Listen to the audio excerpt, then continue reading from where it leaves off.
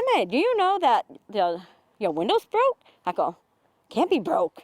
It was fine last night. Pauline Doobie's grandchildren were the first to point out the sunroof of her new car had been shattered. When we looked on top, we could see the bullet.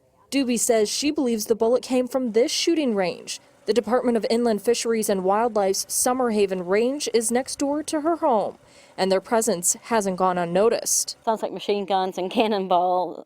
It's very, very loud. Department officials are investigating Doobie's claim, but say it's too early to tell where the bullet actually came from.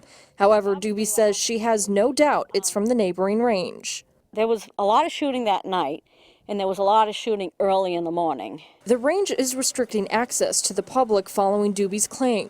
She's not the only neighbor raising concerns about the proximity of a gun range to their homes. Alan Vayu is a hunter and gun owner, but even he says he's worried for his family's safety. The gun range is a good idea, but maybe if they could put it towards that way, towards Route 27. The cost to repair Doobie's sunroof is estimated to be $1,300, while her peace of mind, Doobie says, is priceless. I have grandkids, and they don't even want to play outside because they're always afraid because it's loud. Doobie says she'd like to see this gun range closed permanently. As of right now, it's closed to the public unless a safety monitor is on duty.